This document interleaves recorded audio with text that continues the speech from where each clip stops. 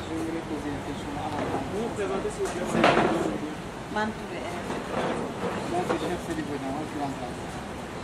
Je voudrais savoir le problème de négociation des API. Est-ce que c'est un problème de fond, c'est-à-dire sur les points sur lesquels les deux parties discutent, ou bien c'est sur le problème de la forme, c'est-à-dire il y a l'Union européenne, le côté européen qui a, comme vous le dites, un peu paternaliste, et du côté africain, les dirigeants ne sont pas assez engagés pour que les négociations avancent. Donc, exactement, quel est le problème? C'est un problème de fond ou un problème de fond?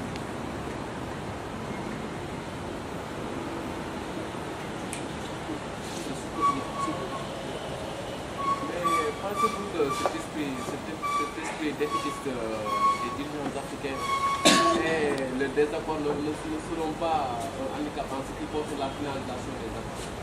Est-ce qu'aujourd'hui il y a lieu de finaliser même? Pourquoi ne vous reculez pas pour essayer un tout petit peu de vous entendre entre vous, dirigeants africains, pour essayer de voir ce que vous allez faire en commun? Oui. Moi, je voudrais savoir, est-ce que tu crois que les pays émergents vont laisser... De préférence. Et on l'accorde à tous les pays en développement.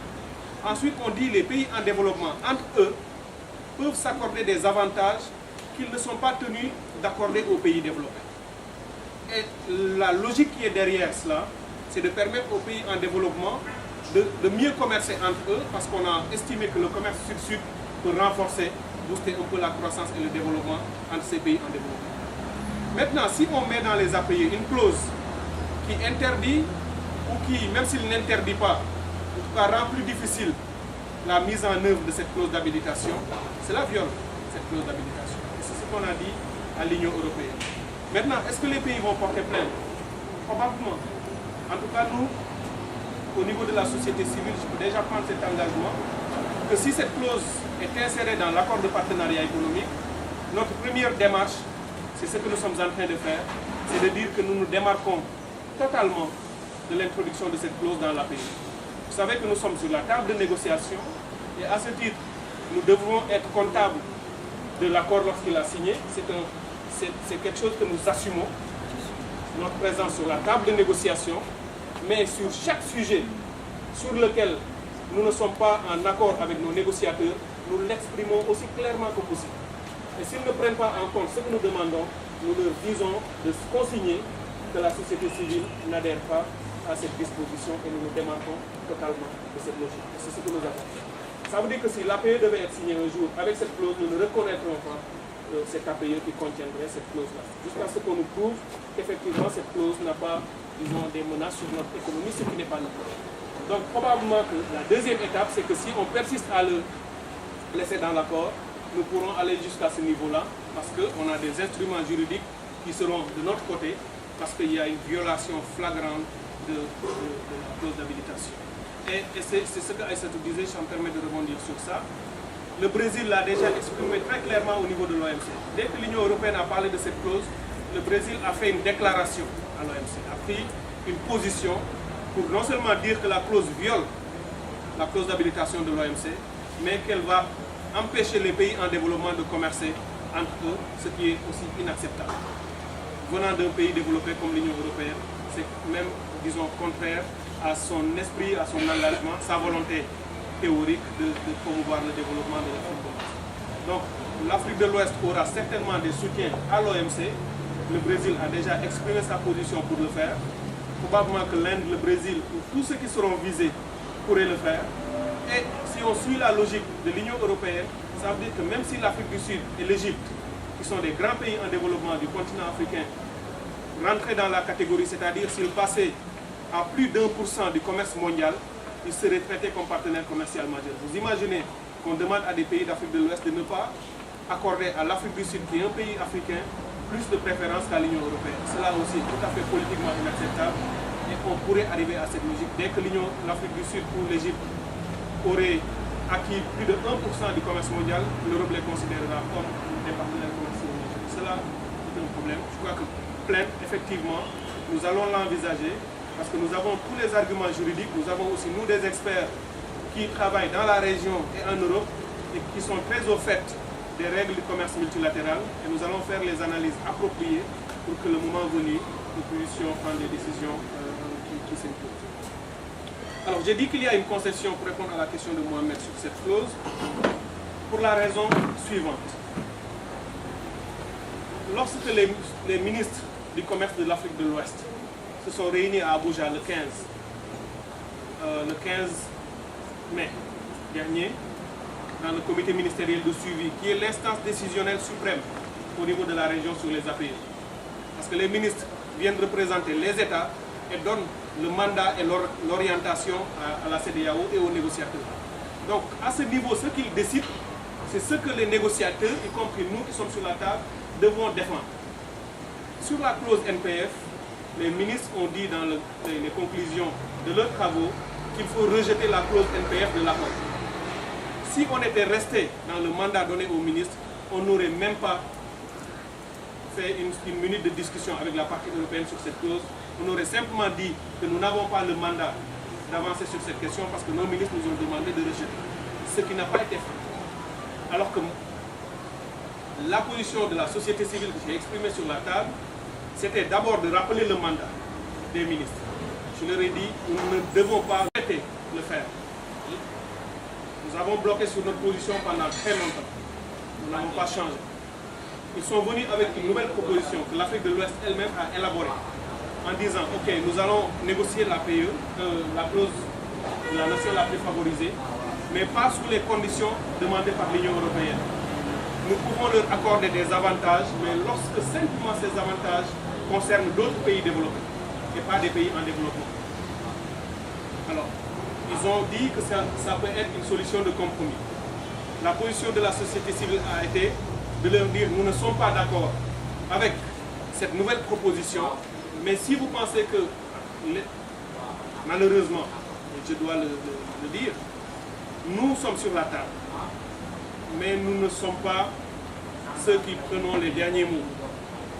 Nous pouvons conseiller, nous pouvons écrire des notes. Je n'arrête pas sur la table de négociation de me lever tout le temps, d'écrire des notes et de le glisser à nos négociateurs en chef. Mais à ce niveau-là, je ne peux plus prendre la parole. Donc s'ils décident de lâcher quelque chose, ils le font, mais ils auront en face d'eux le papier sur lequel j'écris clairement que je ne suis pas d'accord et que notre position est contraire à ce que vous êtes en train de faire. Maintenant, c'est à eux d'assumer le responsabilité. Le mandat nous demande de ne pas l'inclure. Nous sommes en train d'élaborer une formulation pour l'inclure. C'est pour ça que j'ai dit qu'il y a une concession assez forte. Et je vais vous lire assez rapidement ce qui a été la conclusion de la dernière session de négociation sur cette clause NPF. On dit que les parties ont réaffirmé leur engagement à traiter cette question concernant les accords avec les partenaires commerciaux majeurs.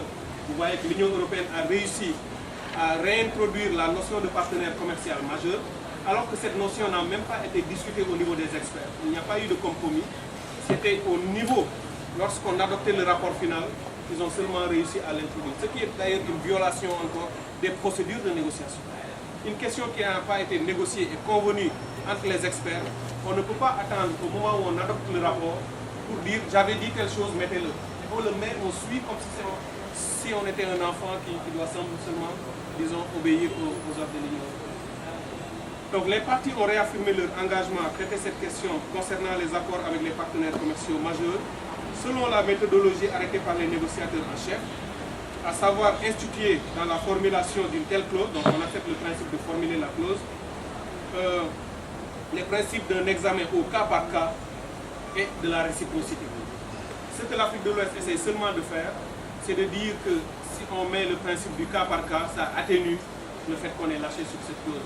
C'est-à-dire si on signe un accord avec un partenaire majeur comme le Brésil et que l'Europe nous demande de l'étendre à elle, on va entrer en consultation, ça ne sera pas automatique, ça sera discuté. Mais lorsqu'on accepte déjà de rentrer dans cette logique de discussion, ça veut dire qu'on va lâcher sur ces dispositions. Et le danger de cette clause, vous me permettrez juste de le dire encore une fois, c'est qu'en le faisant dans l'APE, c'est comme si notre génération aujourd'hui, ça répond un peu à la question du cas de sur les dirigeants africains, sont en train de choisir pour la prochaine génération les partenaires commerciaux avec lesquels ils doivent traiter. Et c'est là le problème de fond. si on introduit cela en disant que tout ce qu'on donne à l'un quelconque des partenaires, de nos partenaires au commerce, on s'engage à le donner à l'Union européenne, et l'accord de partenariat économique ayant une durée de vie illimitée, c'est comme si dans 25 ans, la prochaine génération va trouver cet accord et on va lui dire que toute préférence que tu donneras à l'Inde ou au Brésil, tu dois donner ces mêmes préférences immédiatement à l'Union européenne. Mais peut-être qu'ils n'auront pas envie de le faire. Peut-être que l'économie mondiale aura tellement changé que nous voudrions accorder à ces pays en développement ou à d'autres des choses que nous n'accorderons pas à l'Union européenne. On ne peut pas prendre aujourd'hui un engagement qui va justement concerner les prochaines oppositions de la société civile, du secteur privé ouest-africain, de toutes les catégories de population ouest-africaine. Il y a longtemps qu'on aurait signé ces API. Parce qu'il y a beaucoup de nos dirigeants qui n'en connaissent pas les enjeux profonds, les enjeux à long terme. Ce n'est pas seulement une question de forme, ça me permet aussi de répondre à une des questions, c'est aussi une question de fond. La forme, c'est simple. On va seulement dire que l'accord va se structurer de telle façon, telles sont les structures et les commissions, les comités qui vont le négocier, mais le fond, c'est que chaque mot qui est contenu dans l'accord, chaque paragraphe de l'accord, chaque article a une importance fondamentale. Chaque chapitre de cet accord a une importance fondamentale.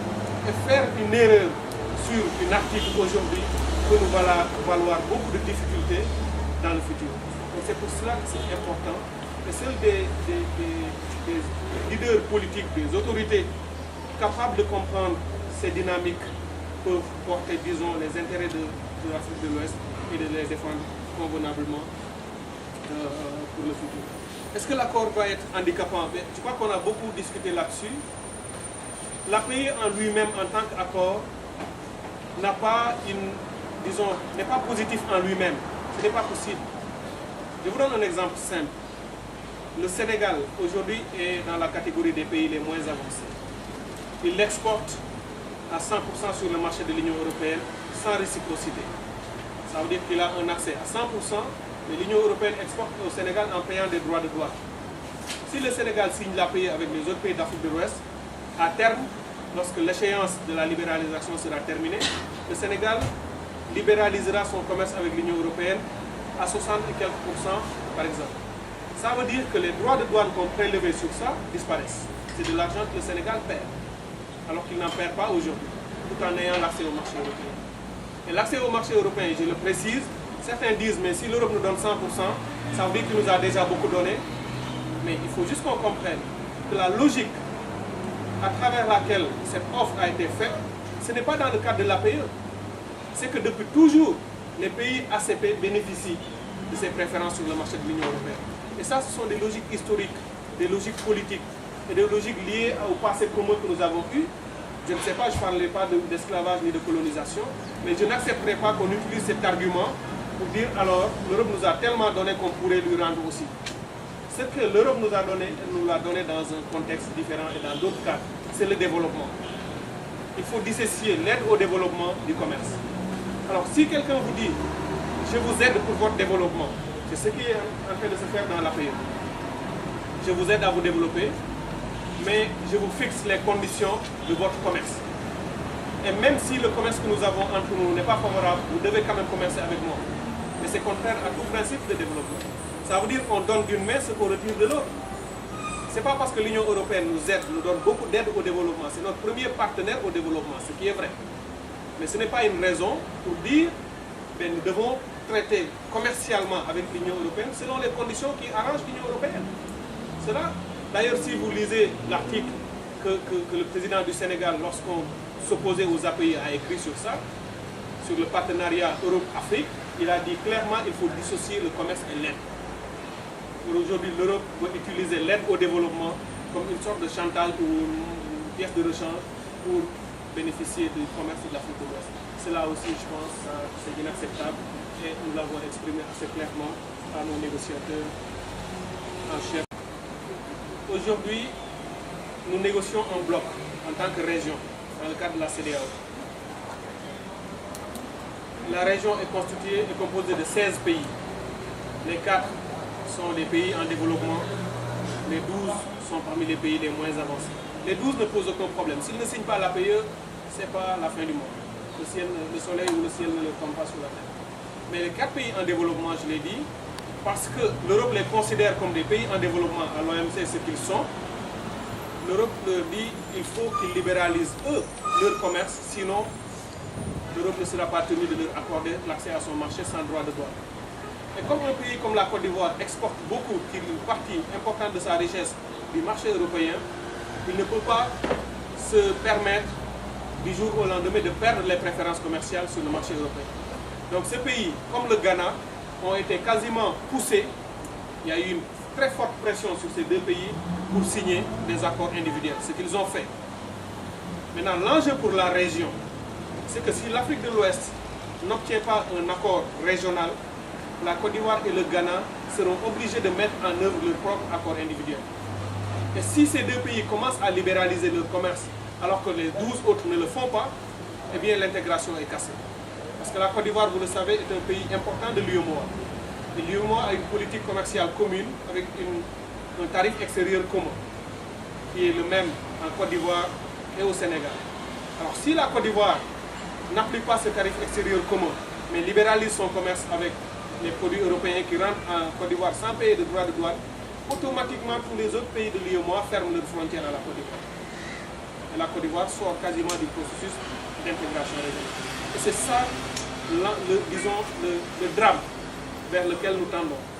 Parce que autant, et ça nous ramène sur la responsabilité de nos élites politiques, autant nous disons qu'il est inacceptable de signer un accord dont on n'est pas persuadé qu'il nous sera favorable, ce qui implique que nous devrions continuer à négocier aussi longtemps que nous ne pourrons pas avoir un accord fécond pour nous. Mais si la négociation se poursuit, de notre côté, il va y avoir ce risque que la Côte d'Ivoire va être obligée de libéraliser. Il devait déjà le faire depuis le 1er juillet passé. Le 1er juillet 2009, la Côte d'Ivoire devait commencer à libéraliser son économie. Maintenant, pour des raisons que j'ai évoquées, il y a eu des décisions politiques qui ont été prises. Les négociateurs en chef de l'Afrique de l'Ouest ont demandé à l'Union européenne de surseoir à cette libéralisation pour laisser, disons, une chance à l'intégration. Mais fatalement, ce moment va arriver. S'il arrive et qu'il n'y a pas d'accord régional, eh bien l'intégration, on peut dire adieu à tout ce processus qui a été obtenu difficilement. Les avancées qui ont été acquises en Afrique de l'Ouest l'ont été sur la base de grands sacrifices de l'ensemble des pays.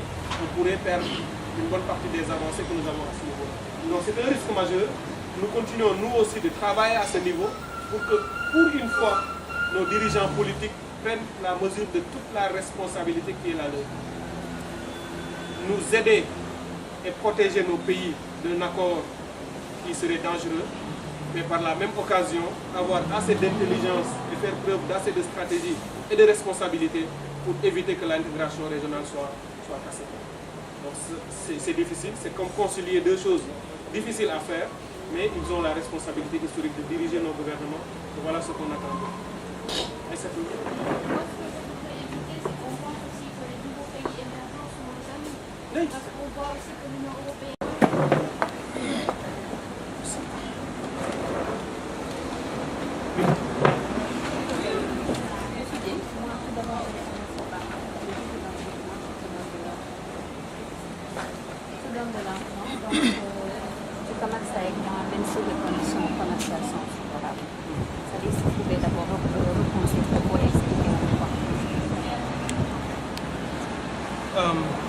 Est-ce que je dois situer d'abord le contexte un peu? Ok. Disons que la conférence de presse se situe dans un contexte où nous avons décidé de communiquer avec les citoyens qui ont suivi ou non le processus de négociation de partenariat économique afin de les informer à chacune des étapes de l'évolution de ces négociations. Nous venons de terminer à Dakar une session entre la partie Afrique de l'Ouest et l'Union européenne qui s'est tenue du 16 au 23 juillet. À la fin de cette session, les 2 parties ont obtenu un certain nombre de compromis sur certains sujets, alors que de nombreuses divergences restent encore, y compris des divergences assez significatives sur le texte de l'accord. Et sur ces c'est sur ces questions-là que nous avons tenu à communiquer. Et entre autres questions importantes qui ont été débattues, sur lesquelles il n'y a pas eu d'avancée majeure, je citerai la partie développement de l'accord. Vous savez que l'Union européenne a proposé à la partie Afrique de l'Ouest un accord commercial, un accord auquel les pays de l'Afrique de l'Ouest se sont opposés. Vous avez suivi la forte opposition du président du Sénégal par rapport aux accords de partenariat économique. Et il a été proposé d'adjoindre au volet commercial ce qu'on appelle le volet développement. Ce travail a été fait par la région. Pendant plusieurs mois, les experts, aussi bien au niveau des États qu'au niveau de l'Afrique de l'Ouest, ont travaillé à élaborer le programme de l'APE pour le développement. Ce programme a été soumis à l'Union européenne et l'Afrique de l'Ouest souhaite en faire un protocole à annexer à l'accord et qui aurait une force juridique autant aussi significative ou aussi contraignante que les autres règles de l'accord, les autres articles. Ce programme vise à financer des projets d'infrastructure dans la région parce qu'il est évident que si nous libéralisons le commerce de l'Afrique de l'Ouest et que nous perdons des droits de douane et qu'au même moment l'Union européenne nous consolide l'ouverture de son marché sans que nous ayons des produits à y exporter, nous ne pourrons absolument rien gagner de cet accord. Donc ce volet APE de développement est la partie de l'accord qui doit permettre à l'Afrique de l'Ouest de régler les capacités d'offre, les contraintes liées à l'offre, de produire dans la région et de l'exporter sur le marché de l'Union européenne.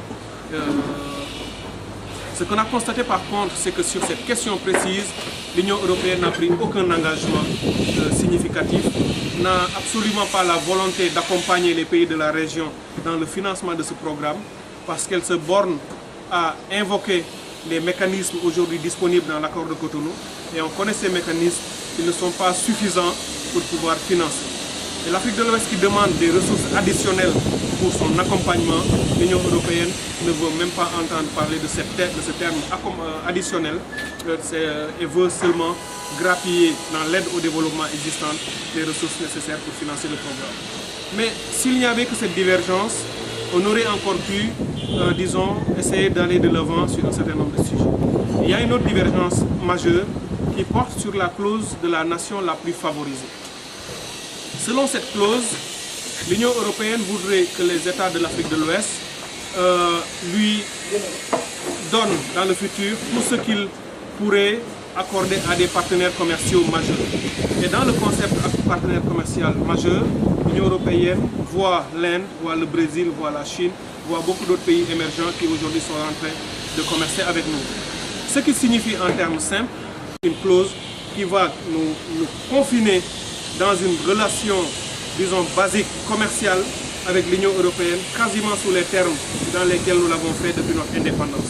Aujourd'hui, nous avons intérêt à commercer avec d'autres parties du monde, à diversifier notre partenariat commercial et cette clause, disons, nous interdirait ou rendrait beaucoup plus difficile cette ouverture et cette diversification de nos économies parce que nous resterions, disons, coincés avec l'Union européenne, ce qui est totalement inacceptable du point de vue de la société civile et c'est un point de vue que nous avons exprimé sur la table de négociation.